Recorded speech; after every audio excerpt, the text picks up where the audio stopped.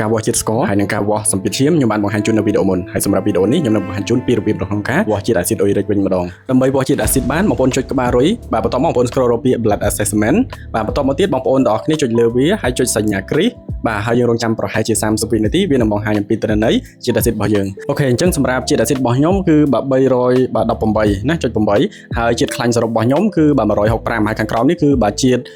ខ្លាញ់ល្អខ្លាញ់អាក្រក់បាទគឺវាបង្ហាញទាំងអស់ហើយបើសិនជាយើងចង់ដឹងថាបាទទិន្នន័យដែលបង្ហាញជូនហ្នឹងបាទល្អឬក៏មិនល្អបងប្អូនអាចចូលនៅក្នុង app របស់ទូរស័ព្ទដៃដែលយើងភ្ជាប់មួយនឹងនាឡិកាបន្ទាប់មកយើងចុចចូលទៅលើមុខងាររបស់វាហើយយើងអូសមកក្រោមមកនឹងឃើញបាទទិន្នន័យដែលវាប្រាប់ថាជាតិអាស៊ីតរបស់យើងបាទពីប្រមាណដល់ប្រមាណបាទទាបពីប្រមាណដល់ប្រមាណល្អពីប្រមាណដល់ប្រមាណអាក្រក់គឺវាប្រាប់នៅក្នុងហ្នឹងហើយនៅក្នុងនោះវាបានប្រាប់អំពីជាតិខ្លាញ់របស់យើងដែរអញ្ចឹងសម្រាប់បងប្អូនបាទដែលចង់ដឹងលម្អិតបន្ថែមបាទអាចមើលនៅលើ app បានអូខេអញ្ចឹងសម្រាប់វីដេអូហ្នឹងគឺមានប៉ុណ្្នឹងទេបាទអរគុណច្រើនជួបគ្នានៅវីដេអូបន្ទាប់អំពីមុខងារពិសេសៗនៅលើនាឡិកាដៃ Medical Care Premium ទាំង3ស៊េរី